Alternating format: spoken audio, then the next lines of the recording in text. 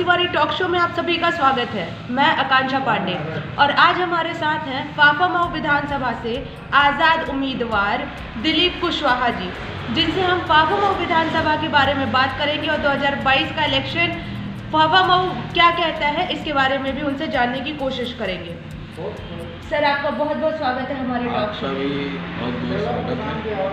Sir, पहला सवाल मेरा आपसे कि आपको आपकी पार्टी ने टिकट नहीं दिया तो आपने निर्दलीय लड़ने का क्यों सोचा?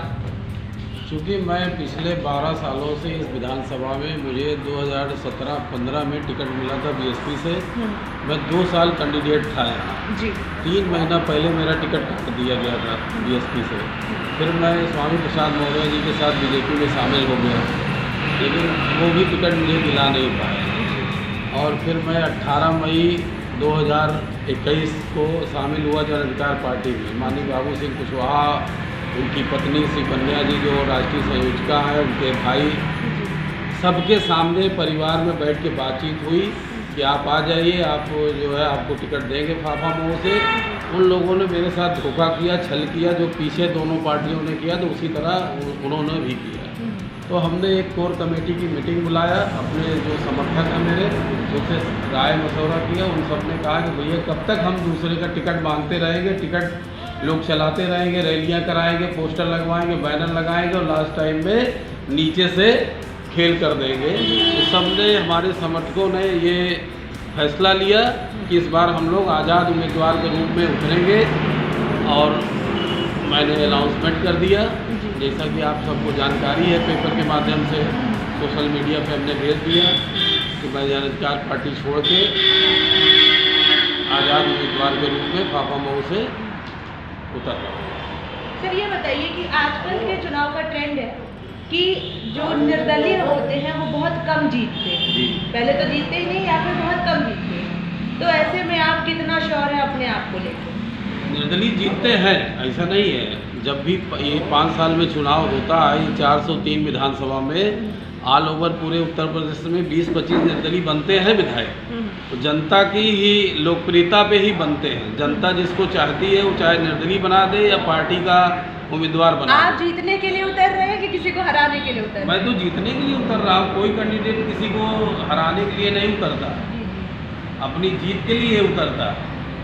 सर, ये बताइए कि फाफा मऊ विधानसभा में इस समय समस्या क्या देख रहे हैं आप? फाफा मऊ में जो मेन समस्या है, मैं पिछले 12 सालों से मैं यहाँ देख रहा हूँ।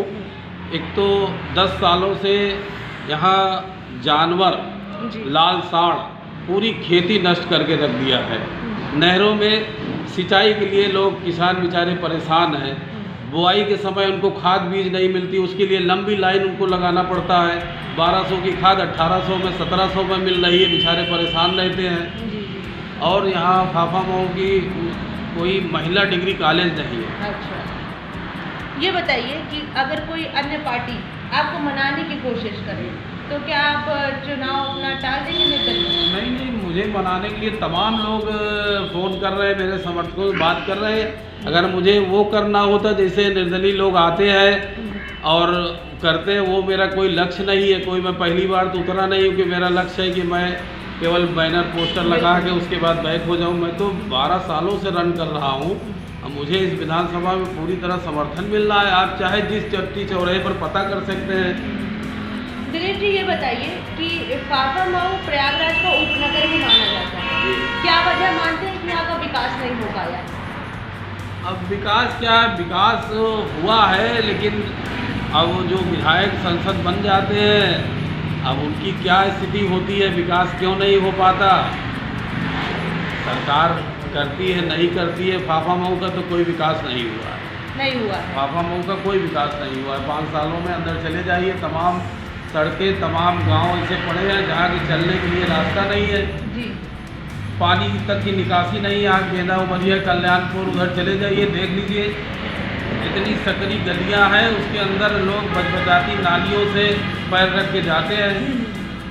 तो 2022 में क्या मुद्दे लेके उतरने वाले हैं आप चुनाव मैदान? मेरा मुद्दा यही है कि मैं फाफा मऊ विधानसभा की, अगर जनता मुझे विधायक बनाती है तो मेरे 3 मुद्दे हैं। पहला, 3 बड़े जानवर बाड़ा मैं फाफा मऊ विधानसभा बनवाना चाहता हूं, जो कि मैं इधर 10 सालों से मैं देख रहा हूं कि गांव के सीधे साधे किसान, भोले भाले किसान बेचारे रात में शाम को 6 बजे खाना खा के लाठी डंडा लेके बैठ जाते हैं खेतों में। एक आध दिन रात में मैं निकला तो देखा यार डंडा ले क्यों बैठे हो, कहे भैया सांड पूरा नष्ट कर देगी, पूरी खेती नष्ट कर देगा। तो वो तीन बाड़ा विधानसभा में महिला डिग्री कॉलेज की तरफ आज तक किसी ने नहीं सोचा। जो बेरोजगार नौजवान हैं उनके लिए किसी ने नहीं सोचा, तो बेरोजगार नौजवानों को रोजगार देने की प्रयास करूंगा। ये 3 अहम जो हमारी चीज़ें हैं, जहाँ रोड सड़क नाली नहीं है उसको मैं प्रायोरिटी पर बनवाने का काम करूंगा। तो वक्त है एक छोटे से ब्रेक का। ब्रेक के बाद हम दिलीप जी के साथ अपनी चर्चा को आगे बढ़ाएंगे। तब तक लिए बने रहे मनोज तिवारी टॉक शो के साथ।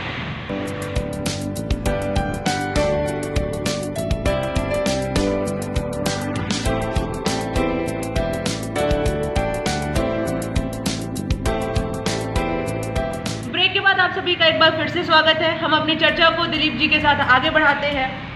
सर ये बताइए कि विधानसभा चुनाव जब आता है तो स्थानीय मुद्दों की जगह जातिगत मुद्दे ज़्यादा उठ जाते हैं, ऐसा क्यों, क्या वजह मानते हैं? वो तो अपनी अपनी सोच है, सभी राजनीतिक पार्टियों का अपना अपना फंडा है प्रचार करने का। आप अपना मुकाबला किस दल से मानते हैं? मैं तो निर्दल हूँ, तो कोई तो मेरा तो कोई मुकाबला ही नहीं है। मैं किसी को कॉम्पिटिटर क्या मानूंगा भाई। सब तो राष्ट्रीय दलों से टिकट अपना अपना सिंबल, कोई हाथी से लेके आया, कोई साइकिल से लेके आया है, कोई कमल से लेके आया है। मुझे तो अभी सिंबल मिलेगा 11 तारीख को। अच्छा ये बताइए कि सरकार का कहना है कि उसने, अभी जो मौजूदा सरकार है, कि उसने अपराध पे पकड़ बना रखी है, इसमें क्या कहेंगे आप? अपराध में कितनी पकड़ है वो आप भी जानते हैं, जनता भी जानती, मीडिया भी जानती है, टीवी पर चलता रहता है, पेपर में आता रहता है। कितनी पकड़ है कि नहीं पकड़ है वो तो सब अपना अपना बायोडाटा बना के रखते हैं। चुनाव के समय बताते हैं कि हमने 5 सालों में अपराध को मुक्त कर दिया, पिछले जो सरकार थी उससे हमने कम कर दिया। किसी ने समाप्त तो नहीं किया ना कि जो सरकार चल रही उससे 0 कर दिया हो। अपराध तो सभी सरकार में होते हैं, कहीं कम कहीं ज़्यादा। अच्छा। ऐसा नहीं कि ये सरकार चल रही जिसमें अपराध नहीं। तो इसमें आपको क्या लग रहा है, कम हुआ है कि ज़्यादा? अब कोई कम और ज़्यादा का मेरे पास कोई पैमाना तो नहीं है, लेकिन ना कम है ना ज़्यादा है, लगभग उसी तरह से है जैसे पीछे की सरकारों में रहा है वैसे यहाँ भी है, चलता रहता है। वो तो एक रूटीन प्रक्रिया है। ये बताइए, रोजगार, शिक्षा और स्वास्थ्य के क्षेत्र में आप क्या कदम उठाने वाले फाफा मऊ के लिए? रोजगार, शिक्षा, स्वास्थ्य वो भी हमारी प्राथमिकता में है, हमारे मैनिफेस्टो में है। अभी हमने मैनिफेस्टो बनाया, अभी जारी नहीं किया। वही में स्वास्थ्य, शिक्षा, रोजगार तो वो भी ज़रूरी। मैंने कहा शिक्षा पे मैं यहाँ पापा मऊ 10 साल से टहल रहा हूँ, यहाँ महिला डिग्री कॉलेज नहीं, वो मेरी फर्स्ट प्रायोरिटी पे है। नौजवानों को बेरोजगार कैसे दिया जाए उस पर भी मैं मंथन करके रखा हूँ। अगर यहाँ की जनता मुझे चुनती है तो उनके लिए मुझे नौजवानों को रोज़गार कैसे मुहैया कराया जाए। नई सरकारी मिलती तो प्राइवेट जॉब उनको कैसे मिले।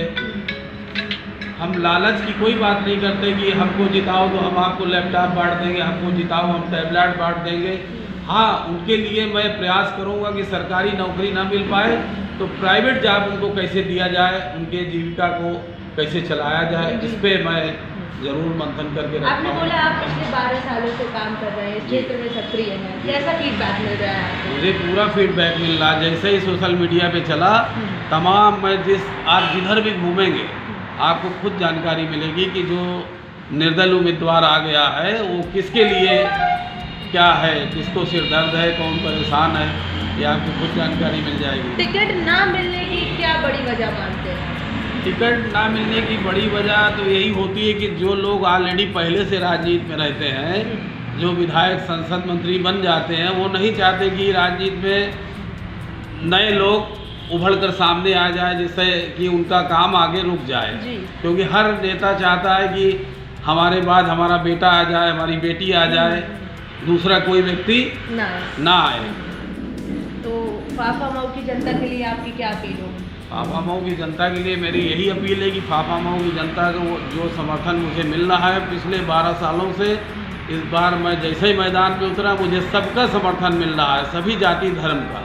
इसीलिए हम लोगों का नारा है, हमारे समर्थकों का, सभी दल में है दलदल, सबसे अच्छा है निर्दल। ये जनता भी मुझे हर चौराहे पे पम्पलेट हमारा है, सब लोग बात भी कर रहे हैं कि एक बार हमने अपील किया है कि एक बार आप निर्दल को भी विधायक बना के देखिए। यहाँ का तो इतिहास है कि 5 साल में लोग विधायक बदल देते हैं। अगर मैं काम में आपको खरा नहीं उतरूँगा तो 27 में आप मुझे भी बदल दीजिएगा। एक मौका। बहुत बहुत धन्यवाद सर, हमारे टॉक शो का वक्त देने के लिए। आपको भी बहुत बहुत धन्यवाद। तो ये आपने सुना दिलीप कुशवाहा जी को, जो कि निर्दल चुनाव लड़ने वाले हैं और जिन्होंने बताया कि वो फाफा मऊ में अगर विधायक बनते हैं तो वो सबसे पहले महिलाओं की शिक्षा के लिए, रोजगार के लिए और फाफा मऊ के लिए तमाम वो काम करने वाले हैं जो अब के विधायक करने से चूक गए। हम आपको ऐसे ही नेताओं से मिलवाते रहेंगे, तब तक के लिए बने रहें आप मनोज तिवारी टॉक शो के साथ। धन्यवाद।